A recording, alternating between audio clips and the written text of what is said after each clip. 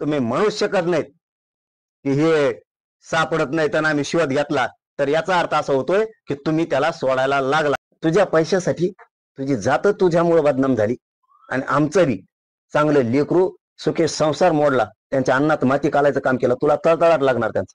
एकाएकी एवढी प्रॉपर्टी म्हणजे ही याची असूच शकत नाही. गुंडगिरी याला करायला लावली, सत्तेचा गैरवापर यांनी केला, करायला लावला धनंजय मुंडेंनी, आणि याच्या नावावर ठेवली. मेला तर तू मर, गुतला तर तू गुत, ही डाव यांनी साधला ना. आणि आंदोलन करणाऱ्या लोकांना जाऊन भेटतो पाठ, म्हणजे संशय येणारच ना.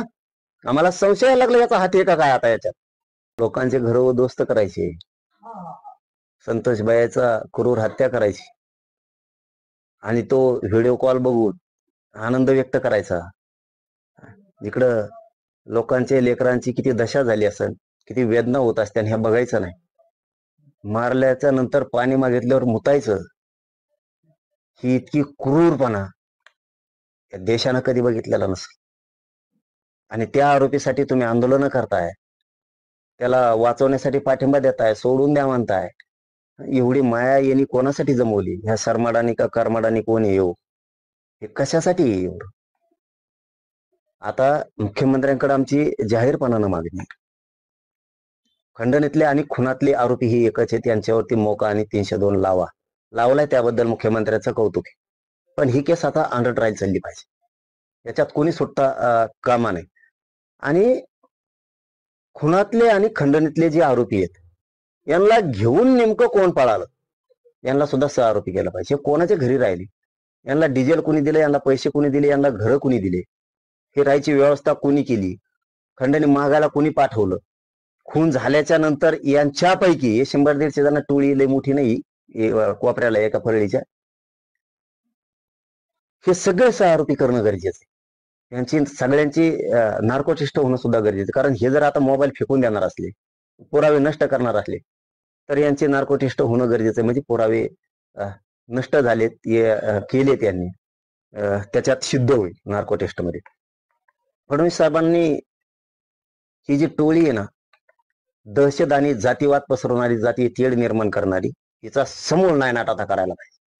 यांना आता सुट्टी देता कामा नये. नसता तुम्ही असं करायचा, मोका लावला, 302 लावली आणि तपास केला, चार्जशीट मध्ये म्हणायचं सापडच नाही, नामकं झालं. ते नाटकं नाही शिकवायचे बरं.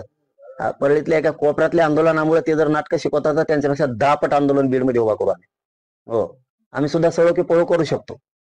त्यामुळं चार्जशीट मध्ये कोणी कोणाला फोन केलेत, खून झाल्यावर कोणत्या मंत्र्याला केलेत, खंडणीवाल्यांनी कोणाला केलेत, हे सगळे त्याच्यात आरोपी होणं गरजेचं आहे. यांचे शिड्या काढणं सगळ्यांचे गरजेचं आहे. यांच्या नार्कोटिस्ट करणं गरजेचं आहे. आणि अंडर ट्रायल चाललीच पाहिजे. यांची मुलाहिजा कसल्याच पद्धतीची मुख्यमंत्र्यांनी करायला नाही पाहिजे आणि करणार नाहीत, ही पण एक आशा आहे. कारण त्या योगी आदित्यनाथ साहेबासारखा व्हायला पाहिजे. बुलडोजर यांचा कार्यक्रम फडणवीस साहेबांनी असा लावला पाहिजे. थोडी टोळी पण राज्याला डाग लावायला लागली, सरकारला डाग लावायला लागली. त्यांचा समाज, आणि त्या समाजात काही लोक खूप चांगले, यांची एवढी जिल्ह्यात पत होती समाजाची, त्या धनंजय मुंड्याच्या टोळीनं या जातीची सगळी पत घातली. खाली मान घालून चालायची वेळ आज ह्या धनंजय मुंड्याच्या गुंडगिरीच्या टोळीनं, दहशत माजवणाऱ्या टोळी केली. फक्त दहशत पसरवते, जातीवाद, लोकांचा अपमान करणं, प्लॉट बळकीनं, सरकारी योजना खाणं, चोऱ्या करणं, दरोडे टाकणं, छेडछाडी करणं, म्हणजे मानसिक टेन्शन द्यायचं. छेडछाड केलं माणूस गप बसतो, यांना पाहिजे ते देतो, हे सिस्टम आहे त्यांच्या. ह्या सगळ्या थांबल्या पाहिजेत. म्हणून यांना सगळ्यांना आता फासावर जाऊ द्या, एक सुटता कामा नाही. एक सुटला मुख्यमंत्री साहेब तुमच्या नावाला डाग लागला म्हणून समजायचं, राज्यात बंद पाडणार आहे. चांगलं काम केलं त्यांनी, बेस्ट मंत्रिपदाचा फायदा घेतो, गैरवापर करतो. बेस्ट, चांगलं केलं. एक आरोपीला आणि आंदोलनकर्त्या लोकांना जाऊन भेटतो. तुला टाइम नाही मिळाला का? संतोष भैयाचं एवढं कुटुंब उद्ध्वस्त केलं तुझ्या लोकांनी, तुला टाइम नाही मिळाला संतोष भैयाच्या तिकडे जाऊन त्यांच्या पाठीवर हात फिरायला? तिकडे नाही जाता आलं. एक सुखी संसार चाललेला संतोष भाईचा उद्ध्वस्त केला, राख रांगोळी केली त्यांच्या आनंदाची. आणि आंदोलन करणाऱ्या लोकांना जाऊन भेटतो पाठ, म्हणजे संशय येणारच ना. आम्हाला संशय लागला याचा हात आहे का काय आता याच्यात, त्या खुनात. कारण याला काय करायचं, सरमाडा का करमाडा कोण येऊ, सरमाडाला काय गरज एवढ्या प्रॉपर्टीची इतकी? हे पडद्याच्या पाठीमागून याला ठेवलंय. अरे कधी दिसलं नाही ना, हे कोणत्या पिक्चर मध्ये नाही दिसलं, कोणाच्या कॅमेऱ्यात नाही, कोणाच्या खुर्चीवर नाही, राजकीय सामाजिक इव्हेंट झाले मोठाले त्याच्यात नाही, हे कशातच दिसलं नाही ना. एका की एवढी प्रॉपर्टी म्हणजे ही याची असूच शकत नाही.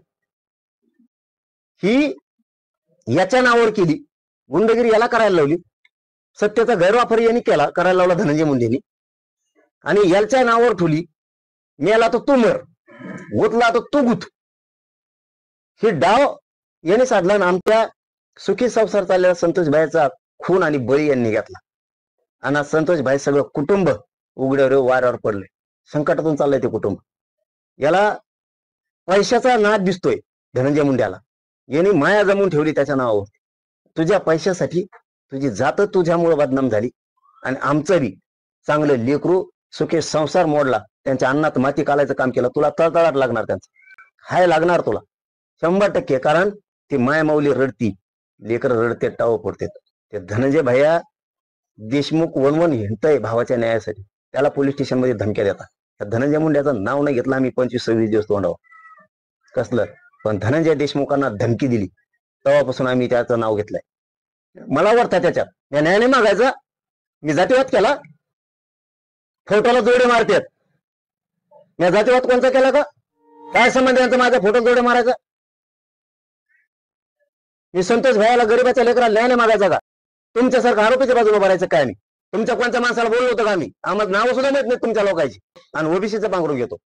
सगळे जात पानाला लावली यांनी, ह्या धनंजय मुंड्यांनी. टोळी उभा करतो, उठी तू आंदोलन करायला लावतो. त्याला त्याच वेळेस सांगितलं होतं, तुझ्या लोकांना थांबव या टोळीला, माझ्या नादाला लागू नको तू. तरी धनंजय देशमुखांना धमकी दिली. कसं काय गप्प बसेल मी?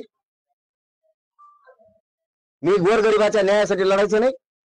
संतोष भाईला न्याय दे म्हणायचं नाही का? मी मराठा आहे, मी मागासारखाच नसतो, न्यायासाठी मी भ्यात नाही कोणाला. गरीबाचे लेकरं मारून टाकताय काय तुम्ही? गोरगरीब मराठ्यांच्या लेकराला आरक्षण लागतं, मागायचं नाही का? मी जातीवादी समजता का मला? कुठं जातीय निर्माण केला? जातीय निर्माण तुम्ही करताय. याचे फोटो त्याचे आमचा संबंध काय होता त्याच्याशी? तुमच्या कोणत्या माणसाला बोललो होतं का? आम्ही आम्हाला नाव सुद्धा माहित नाही तुमच्या लोकांची. हे कुठल्या शाळा? तुम 4 दिवस जर तुमच्या लेकर शाळात नाही गेले तुम्हाला वाईट वाटतं? आमच्या आरक्षणामुळे वाटोळ झालंय, आमच्या लेकरासाठी न्याय नाही मागायचा का? मी 8 दिवस तुमच्या लेकर जर शाळेत नाही गेले तर तुम्ही म्हणता लेकर शाळेत जात नाहीत.